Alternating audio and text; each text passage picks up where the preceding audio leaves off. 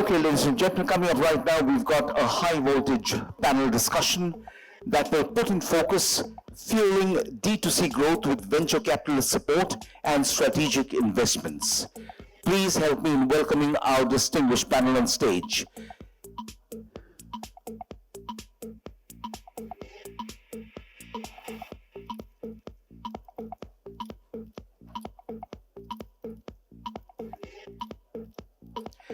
Ladies and gentlemen, our panel, he is Principal Investments, IvyCap Ventures. Please welcome on stage Aashish Vanigota. Come on guys, can we have a round of applause for Aashish Vanigota?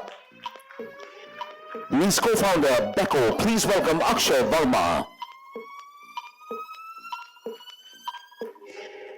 He's Senior Vice President Investment, Sharrp Venture. Please welcome Anand Shankar.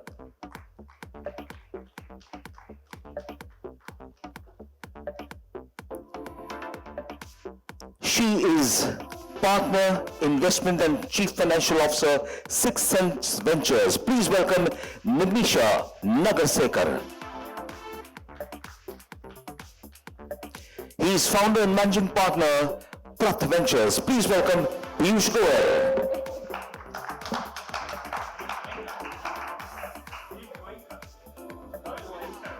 Bijou Kurien, sorry. Bijou Kurien, my apologies. It's the end of the day and I'm seeing double. And not because I had a drink. Okay, ladies and gentlemen, I will repeat. Founder and Managing Partner, Plix Ventures. Please welcome Bijou Kurien. And ladies and gentlemen, not sure if she's here, but co-founder, We Founder Circle, Bhawna B. Is Bhawna here? Yes, Bhawna, thank you very much. And ladies and gentlemen, our most erudite and distinguished moderator, Chairman, Retailers Association of India, Bijou Kurien.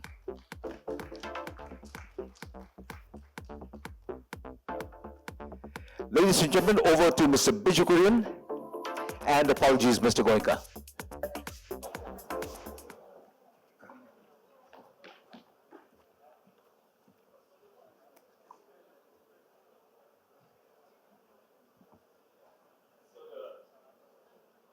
Topic of the panel discussion that we have today is fueling D2C growth with venture capitalist support and strategic investments. It's a pretty long, headline topic which we have, but I think it will generally follow along the lines of the fireside chat between Rishabh and Hitesh. What we have here, this panel, is a mix of founders, venture capital investors, and also, we've got Bhawna here, who's actually more like an angel network investor. So I think, collective investment, singular investment as a fund and receiver of money from VCs, etc. We all know that D2C brands have fueled several categories. If you look at a category like beauty and personal care, if you look at the home category, there are several such categories where D2C brands have come in. And when you really look at it, it's relatively simple to build a D2C brand. You could be doing something out of your garage, be on Instagram, and be D2C. You could do something in a third-party factory, build out products and a brand, and then distribute through marketplaces and your own website and be D2C. You could do it through a combination of online and a little bit of offline and be D2C. So there's no very clear distinction of D2C, but all that we know is that what we have seen as the spur in the growth of D2C was largely during the early years of COVID, which is 2020-21, when D2C brands, in various categories, and certainly in education, went off the charts in terms of both their business, as more than that was the valuation. And then post that, once the market started opening up, then we realized that, the places from which people buy, it couldn't be only online. So there's a mix of both online and offline, and consequently, the level of growth actually dimmed a bit. Valuations dropped a bit. Focus was not so much revenue, but more on the bottom line to try and make sure that growth is profitable and that every rupee invested actually produces a return. So the equation around D2C brands has changed a bit over the years, especially over the last 3-4 years. What I'd like to do with my fellow panelists is actually pose a few questions to them about their principles on which they invest, they grow the companies that they've invested in, they look forward to the next round of investments, and how do they ensure that from infancy till adulthood, they're actually being able to shepherd the investments that they have made. So Nimisha, if I may ask this question to you, in considering that you all invest in a variety of consumer companies, when you look for an investment, and I think this is going back to the question that Risha was asked earlier, how do you actually judge who to invest? And Rishabh's answer there was a mix of science and art. So I'm sure that there is a mix of science and art, but if you could explain the principles of science and the principles of art which you all use. Sure. Thank you. Thanks, Bijou. Thanks for having all of us here. Pleasure to be there. Interesting question. I completely agree that when you meet a founder, it's not just a direct click on putting a finger that, yes, I want to invest in this. It all depends upon, how well thought through the founder's conceptual idea on the product market fit is, how is the capital efficiency thought process of the founder, as well as what is it that has driven the founder to launch the business? What is it that drives him, motivates him? So there's really a combination of EQ, IQ in this, but there's a lot of hustle and hunger that one wants to look out for when we are evaluating businesses. So for example, just to throw one of the investments that we have done and just to contextually explain, when we met the founder of Bombay Shaving Company, Shantanu Deshpande, at that time he was out there wanting to, hit the incumbent in the market in the grooming space, which was Gillette, had a product market fit which largely fitted into what his larger thought process was. But what stood out was the fact that in those days, 6-7 years back, D2C was slightly early in its game.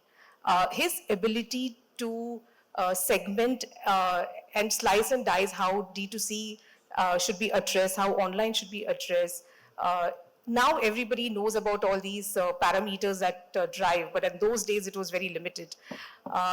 Literally gave us comfort that this person will be able to kind of grow this business in the online space to reach like 100 crores, where offline then can be run in parallel.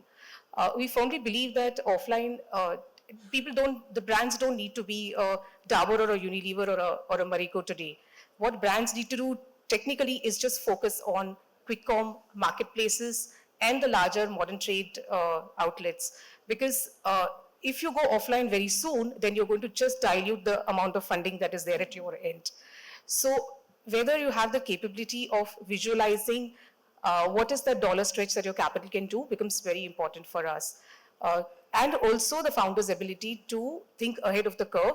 I'm not talking about being a visionary 5 years down the line, but at least think ahead of the curve 6 months down the line. Thanks, Nimisha. And Akshay, a question to you. While Nimisha mentioned about some of the qualities that they look for in investments, what do you look for in an investor? Good evening, everyone, and thank you, Bijou sir, for having all of us here. I think when it comes to investors, we look at if the visions are aligning, how we are looking at growing the business, if they are aligned at that, the way we are looking at growing the channels, the products, the 6-month vision, the 12-month vision, where we see ourselves in the next 3 years, 4 years down the line, how maybe even look at the exit out, how they are looking at the exit, how we are looking at the exit. And apart from that also, if they bring in some strategic value, to either directly through their portfolio companies, through their LPs, which can help us grow which can get us a blip in growth, like maybe introduction into new channels, new modern trade outlets, retailer connects, access to debt capital. I think the entire gambit is what we see. And you mentioned that, a whole set of things. Now, do you align these with your prospective investors before they put in money, or do you align this after they put in the money? No, I think it's better to align before. Correct. See, initial stages, the seed stage, maybe even up Series A, which we had raised, yes, I think we were also young. We also didn't know much, so that time we didn't. But the current round that we've done, we just closed a month back. I think we got the alignment before. The stage of the company also really matters. When you're a seed stage startup, you're looking at very different things. That time, you're young, you're looking for capital to grow, just to establish your feet on the ground. You're experimenting a lot more.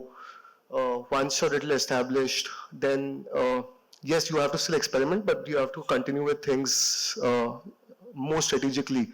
So at a later stage, it's much better to discuss these things and hash it out before getting an investor on board. Sure. So Bhawna, question to you. You're part of the WeFounder group, co-founder of the WeFounder group. And obviously the kind of investments you make are more at the seed level. Seed to Series A is what you say, but mostly at the seed level, considering that you've got 150 odd investments in your company. Now, when you all look, and you're obviously writing smaller checks, and you're spreading the funding over several more companies which are there, how do you actually judge at that very early stage as to whether it's worth investing in this company or not? Because in some cases it's a piece of paper, some cases it's a little beyond a piece of paper, but they're still pre-revenue. Some cases there's some early signs of growth, but really you don't have a predictable pattern established as it. And very rarely that you get to a stage where somebody is actually chugging like a steam engine. Hello. Firstly, thank you for inviting me here, and also apologize, I was a little late, so I think everyone is looking for me. So coming back to the question, how do we identify companies at very, very early stage when they barely have any kind of revenue or any kind of traction? I'll give you 2 examples. In the early days of WeFounder Circle, we did our first webinar on angel investments. So essentially, we built this community of angel investors by doing these webinars talking about angel investments. In the very first webinar, we had there was a founder there, right? And because we were talking about angel investments, maybe he thought this is a good opportunity to go and listen to investors. So this guy is, asking us questions, okay, I'm actually looking for investments, and this is the business that I'm doing. In the same webinar, there was an investor who sort of heard his story and decided to invest. And we also ended up investing. That was one of our first few investments, actually. The company was called Anveshan. So they actually started doing these A2 ghee and, building these, adding value to these farm products, right? So they were bootstrapped at that point of time. They were doing around 2 lakh per month. And the founders had worked for the Big Four. They had impressive backgrounds. Honestly, when we come to know of such stories, the founder had grit, he had a background, like he had a family background in farming, he saw the problem on the ground, and he wanted to do something about it. I think just that grit in founders, the background is the first thing that we look at. And this example is just illustrating how we even go about investing. So we wanted to do a little bit more due diligence into these guys, and this was pandemic, peak of pandemic, we couldn't meet them. Right, so we were like, okay, whatever numbers you're doing, show us, what are the products, can we talk to these people from where you're sourcing? And that is how we started, we pretty much made our first D2C investment. So founder and founding team is crucial at a point where they can't really show us a lot of numbers. So we need to know who are we investing in, and I think like the panelists also mentioned, their stories. what is driving them. And also in general, with every startup, and especially in D2C, we love to know insights, because a lot of products already exist in the market, and lot of times we want to know, okay, why did they identify this segment, or what is the need, what is the pain point, and what is so unique about the solution. So we as investors are also, we want to learn from these founders. So that is, I think, one point. I think the second, where we again did not have any traction at all, was Avni. It was an investment so they were making these products on women health, menstrual health to be precise. The founder was a serial investor. She had already taken an exit. At the point at which she came to us, there was no product, there was no company incorporated. But we knew her insights from her earlier business. We knew she is the right person to bet on, and we gave her a soft commitment even before she had incorporated the company. So again, going back to the same basics, the person who is building the company, and what they bring from their past and what they're doing today. Yeah. Good, thank you. So there also, I think, what you're talking about, a serial entrepreneur, you're willing to back a sheet of paper, and somebody else had the start of a business. Piyush, question to you. Many a time when you bet on an existing category which already has some dynamics, because who are the players, what are the drivers of success, how do you measure success, etc. And sometimes you bet on new categories where nobody really exists. And one of your recent bets has been with Okera, lab-grown diamonds. So when you took a bet on Okera, what actually made you want to take a bet on lab-grown diamonds, an unproven branded category? Okay, we all seen it as products, but you've never seen it as brands. We've never seen it as stores, but you took a bet on that. So what gave you the confidence to be able to do that? Hello, everyone. So Bijou, I think it's very interesting, and let me start by saying we are more inclined to do larger categories than smaller categories. We would want to take bet mostly on founders which are trying to disrupt in one way or the other large categories which are already present through a better consumer prop. Here, while lab-grown diamond itself seems like it's an infancy, it's kind of disrupting a very large market. Indian jewelry market is extremely large. We have had multiple successes in jewelry which has played out. Especially in diamond also, we see several large listed guys who have created value for their shareholders.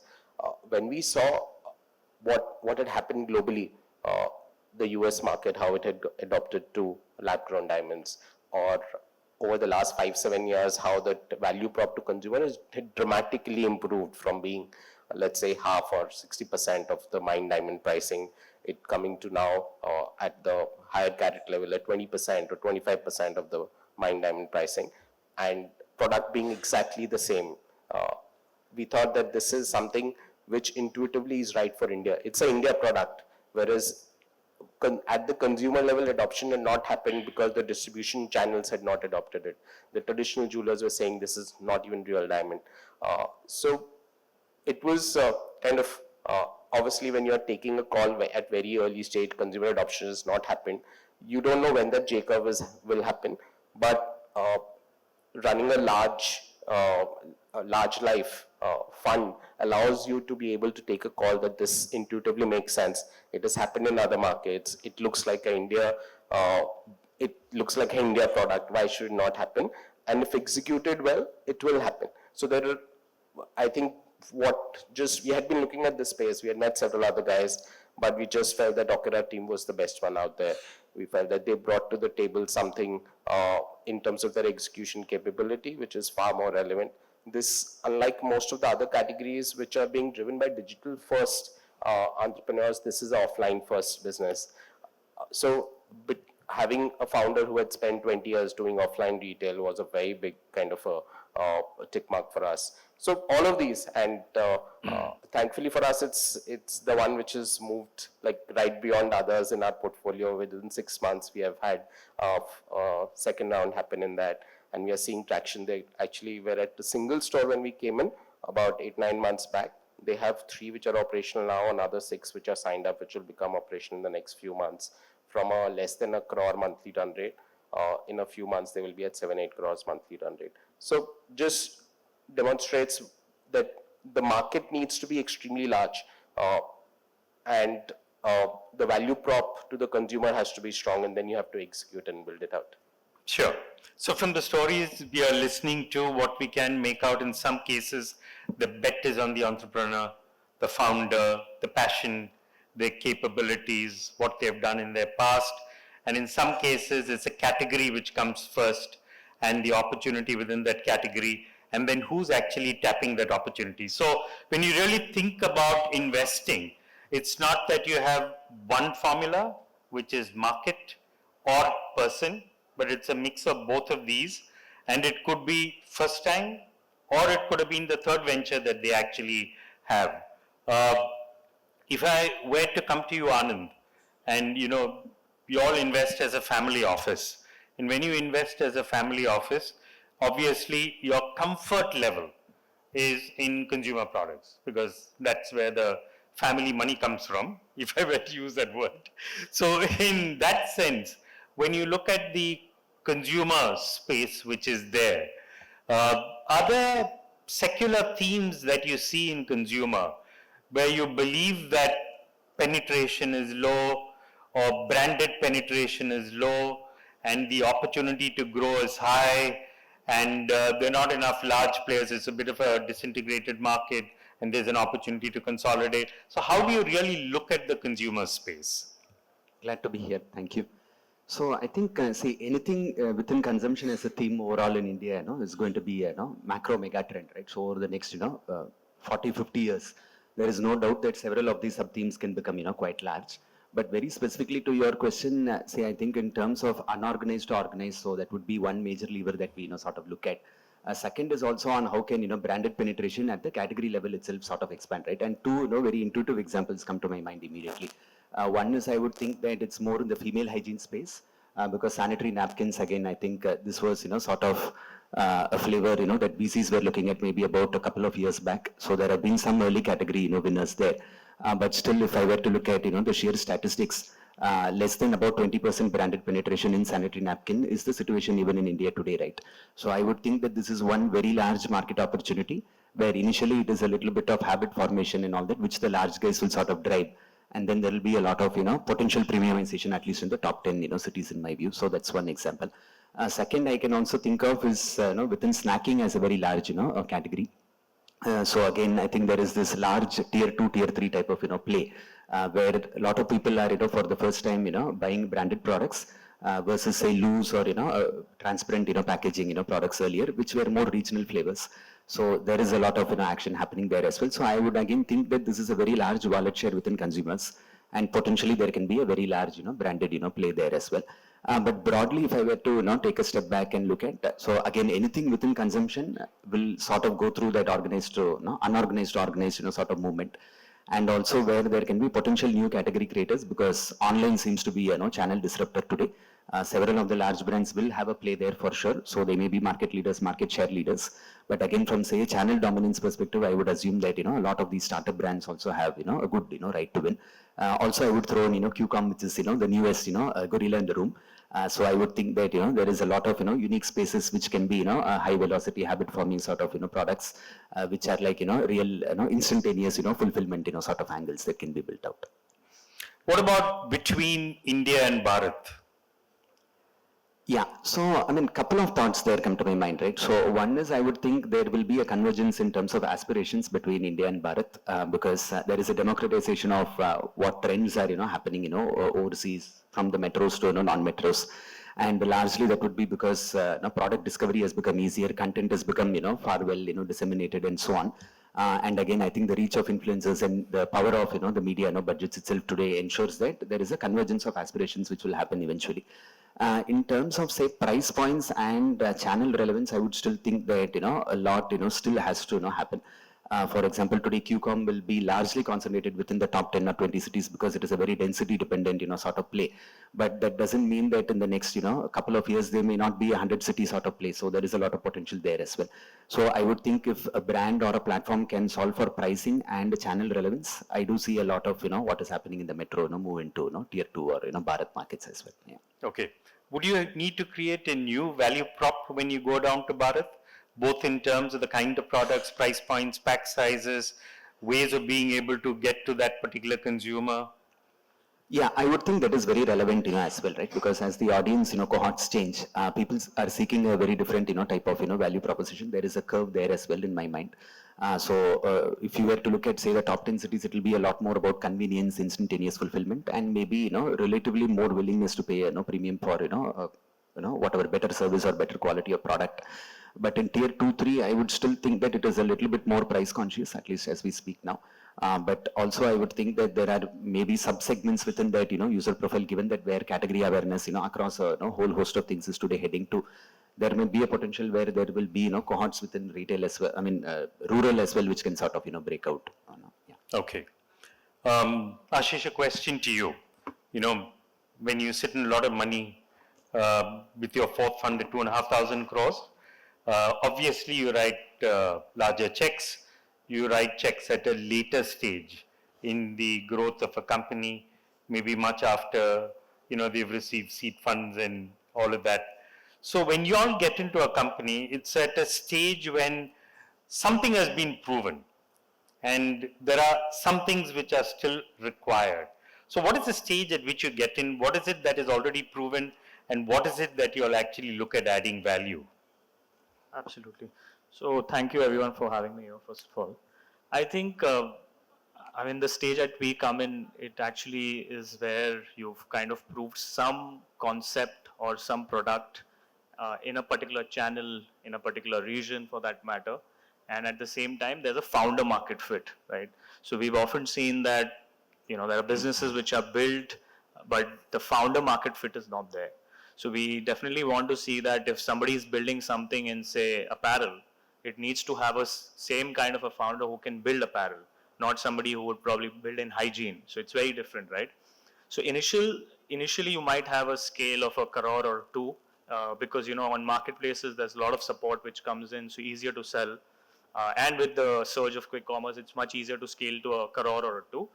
But if you're able to scale beyond that in a particular channel, particular region, particular product, that means that you've kind of got a PMF with a particular founder profile.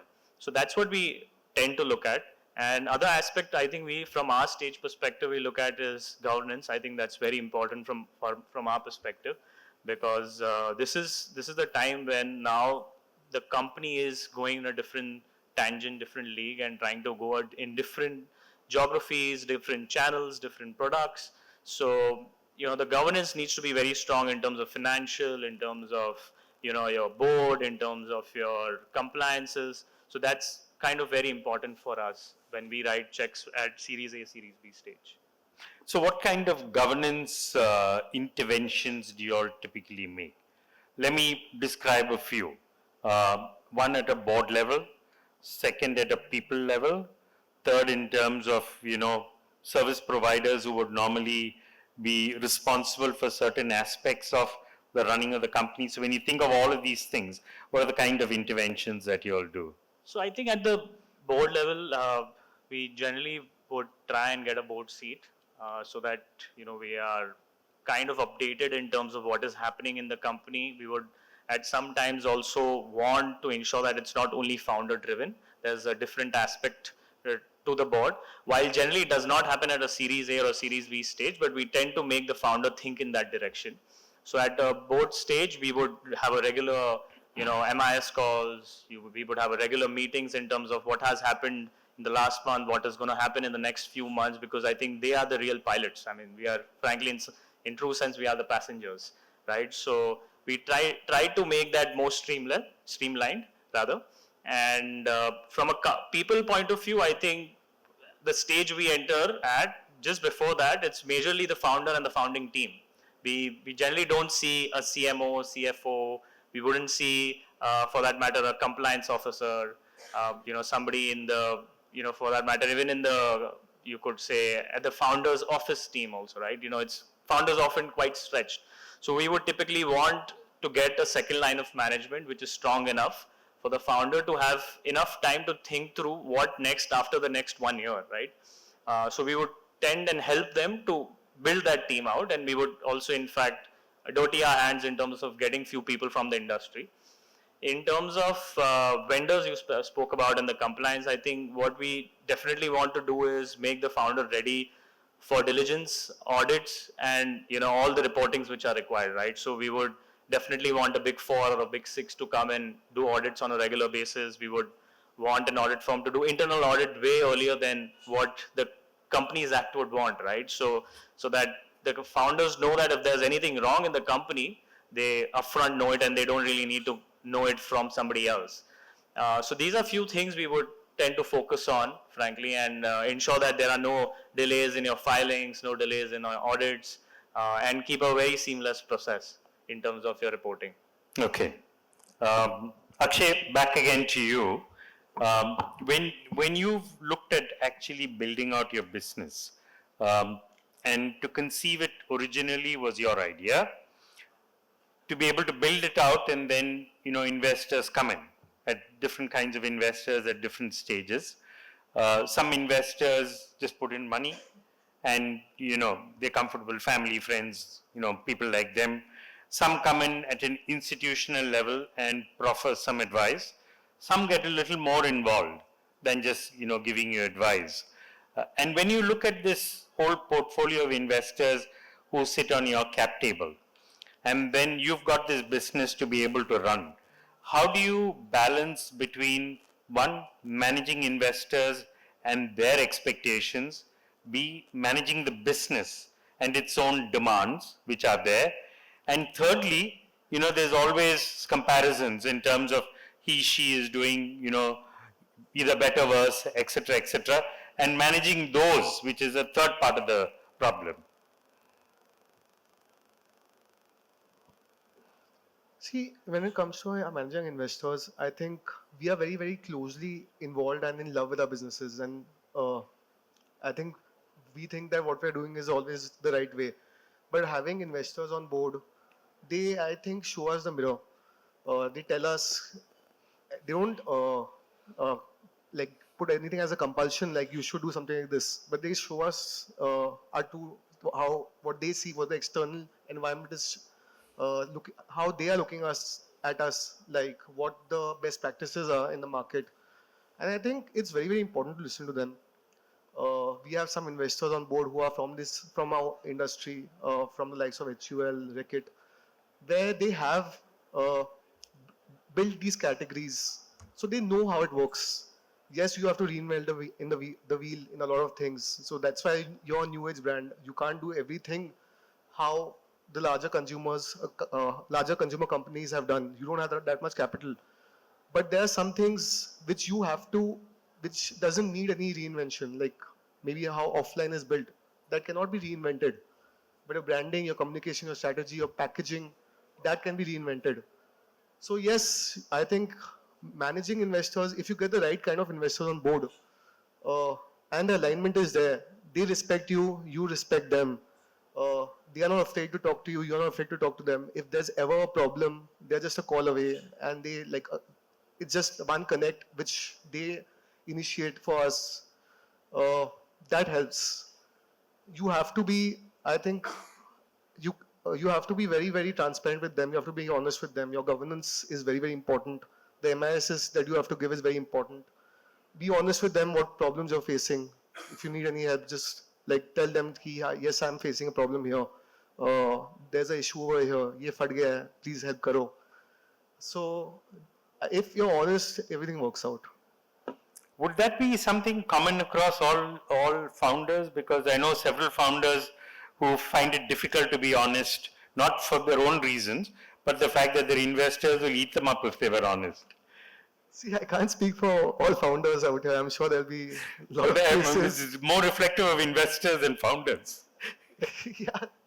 See, I can't speak for everyone, but I think because everyone will come to know. कुछ छुपा के कोई फायदा नहीं है. आज maybe in your MISs you can hide certain things, but then in the audit reports everything will come out.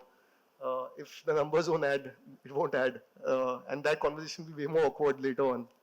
It's better to be. I No, think we have some living examples at this point of time from India's most valued company onwards. So, so that's what I'm saying. So sometimes, you know, it's important to be honest. I completely agree with you. Sometimes it is difficult to be honest because, you know, depending on which round you are at, you know, if you're honest, then you're going to prick the balloon. So sometimes it might be better to keep the balloon flying higher and higher and then discover that it's at some stage later that you need to prick it. जब फटता है तो जब नीचे गिरते हो ज़्यादा velocity से गिरते हो. Sure. So I think the higher you go and the larger the balloon gets, the fall Bigger is the much, fall. much harder. Completely agree. Nimisha, to you. And here again, going back to what we were discussing with Piyush, I know you all have made some investments in some niche categories, okay? And as Piyush mentioned, niche categories take courage because, you know, you've got to stick your neck out and say, I believe that this category will actually grow and I believe this brand will actually grow in this particular category. So you're making some significant assumptions in niche categories as opposed to saying I'll get 2% here or 3% there, etc. So when you make investments in niche categories, and I'm just kind of thinking about your IC, okay, what is it that you actually have to employ as strategies to be able to convince your IC that this makes sense? Thank you. That's quite a pain point, actually. So, you know, a category may seem niche at the point in time when you're looking at it, but the intent is whether one is able to think long with that category or not. I'll give you an example where we invested in a company where the category kind of did not even exist. There's this company called Procmart, which deals with the B and C class of SKU. So they are like an MRO aggregator, similar to Grainger globally, which is like a $6 or $7 billion company.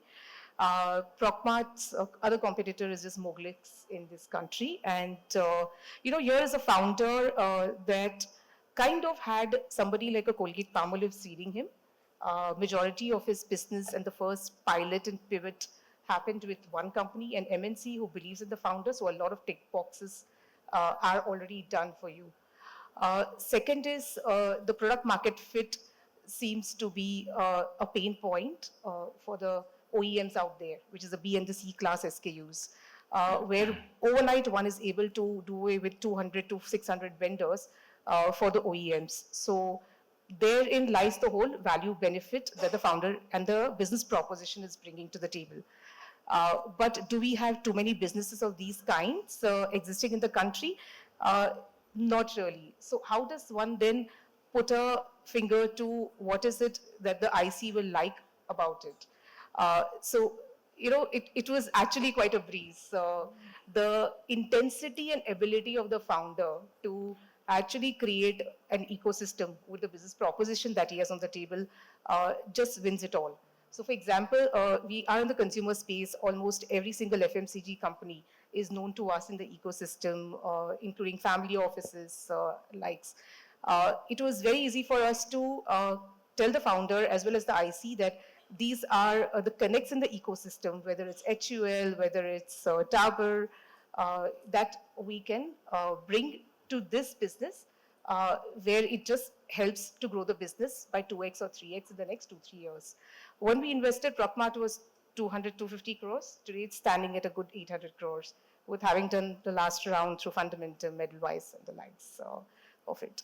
So something which a category did not exist also played out well for us. Another good example, and it's one of my favorite ones, is the pets category. Is it? Pets category. Okay. So I'm a pet parent. I have 3 pets at home. So I was always looking out for a good player in the pet space. Why the category? Because globally the category is 65% penetrated. In India, it's hardly 6 to 7% penetrated. India is very nascent still, just $1 billion of space that exists today. Saw a few companies in the pets category and felt that a lot of them were very nascent, very mom and pop store types. And then came across this company called Just Dogs, which is one of the largest omni-channel pet retailer in the country. So why that founder? The guy has run this business for the last 10, 11 years, bootstrapped, profitable, and was doing 40 crores ARR when we met him. Very frugal, very strong retail guy. They had 12 stores. Today, in 2 years, they have grown to 40 stores. From 40 crores ARR at that time, they have grown today to 120 crores ARR. So again, to the IC, an IC or anybody else who doesn't understand the pet space, it is very difficult to put a finger, but under penetration, bootstrapped and profitable business, and a founder who has run this for the last 10 years and knows what works in this business and what doesn't work in the business, helped definitely sell that proposition. Just an add-on question in terms of entry valuations versus estimated exit valuations. Where is the focus more on?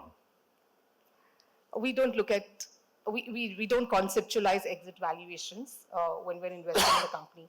We just feel that with our depth of knowledge and ecosystem, and if I'm convinced that the founder is good where he is today, it's the entry valuation that will matter today.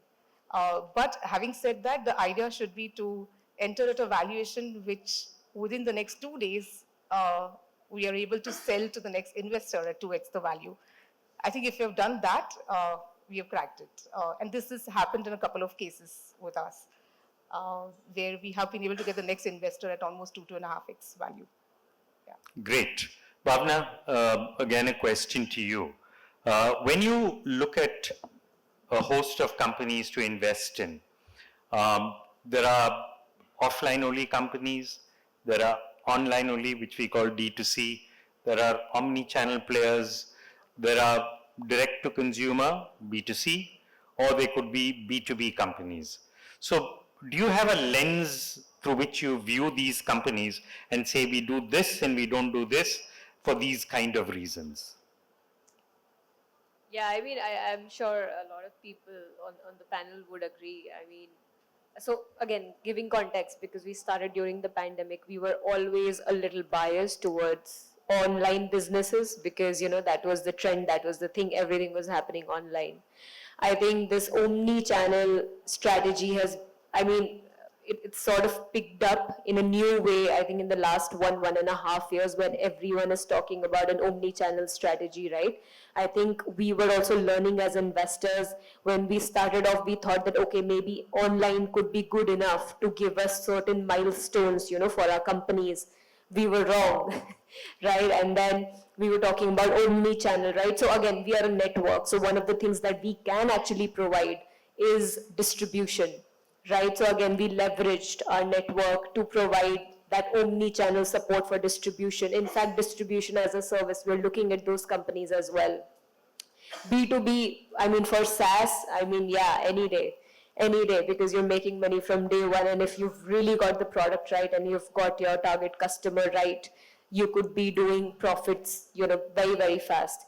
In D2C, of course, you know, we have to look at milestones that start from 1 lakh to 1 CR per month and look at all the hurdles that the companies face, because in our experience, you could reach 5 to 10 lakh pretty fast, right? Online, just having one strategy. But then to reach 1 CR per month and then to reach 10 CR per month is a different ball game altogether. And I think a different set of investors are needed for that. We as a network, we can ensure, and ensure is also a strong word here, I think we can try our best that we take you to at least 1 CR per month. But after that, we also need a lot of support from other bigger investors who probably know more old-time players who could help in distribution or even M&A. So talking about the exit, right, we do think a lot about the exit strategy. We invest primarily seed and pre-seed. So we are very careful of the number at which we enter. We try to do zero, I shouldn't say zero, but 5 to 20 CR is the valuation at which we want to enter. Exit wise, we are always looking at 10x at least.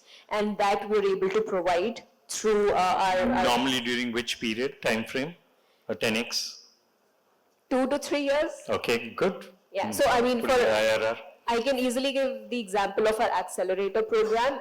In that, we are very, we've entered companies at 3 to 5 CR valuations, and they're already at 15x right now, and that is within the time frame of 2 years. But again, those are rare cases. Not every industry or every company would be able to give you that, right? We have seen the example that I gave of Avni, right, in women menstrual health. It is an untapped category, not easy to crack even in the first 2 years, because you need still a lot distribution and again a lot of knowledge building, right? So I think what you asked, I think it's different for different categories, to be very honest. B2B, yes, we are keen, but on certain sectors. D2C, yeah, we have a strategy when we look at the products where we could actually use our online network and offline network to provide certain strength and distribution ourselves. But yeah, I mean, for us, it's honestly case to case basis. Thanks. Aashish, a question to you. This is about actually preparing your company for an exit, which is basically you looking at being able to create some liquidity event for yourself. What is the process you follow to be able to create an exit for yourself? Interesting question. So, I mean, not a lot of it, though. But I think from our perspective... But your carry comes when the exit happens, so... Correct. We've been, touchwood, we've been grateful to that. We've seen some of them.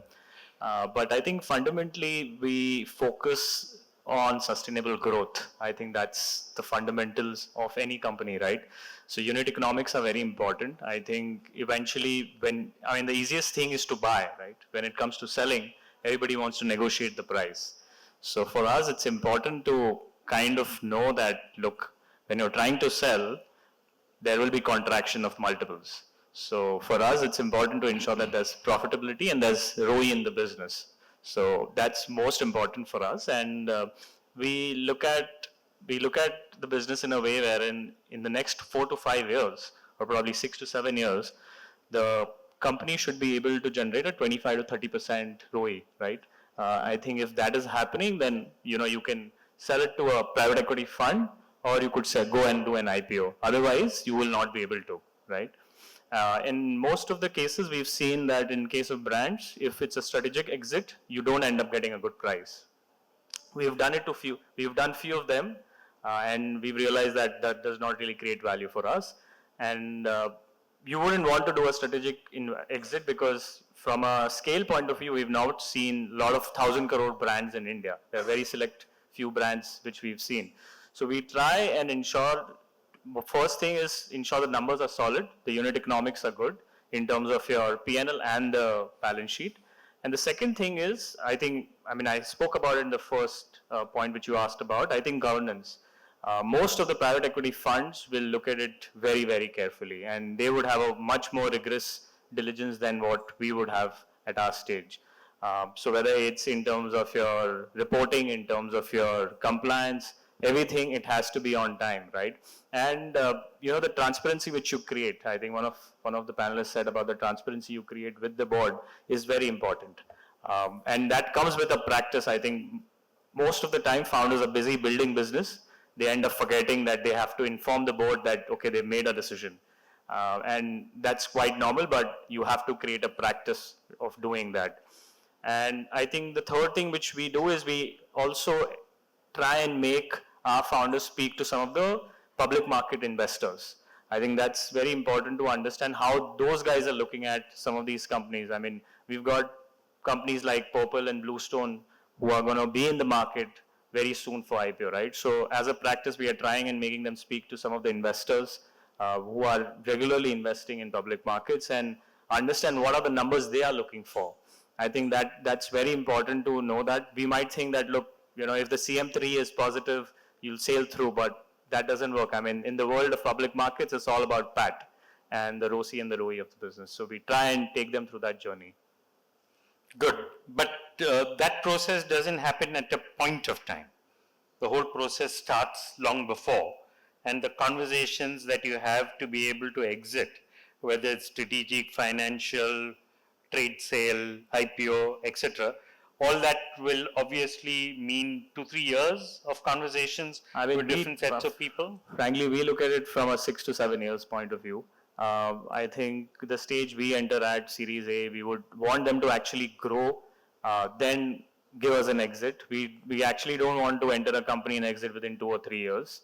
I think from our perspective, the horizon is much higher. We would want to stick around for 6-7 years and make a solid company in different categories, different channels, show that there's a lot of customer love. At the same time, cohorts need to mature. So that takes a lot of time. It doesn't happen in 2-3 years.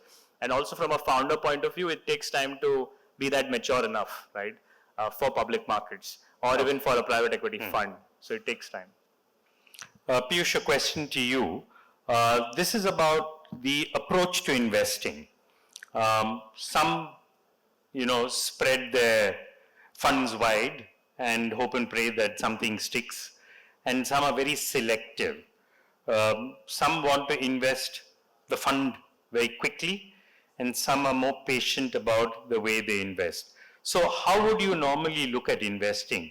Should it be in a short span of 2 years you deploy the entire fund, or should you take longer time? Should you take bets where you don't do too much diligence, but you take punts? Or should you actually spend a lot of time, on diligence and then put in much lesser number of investments?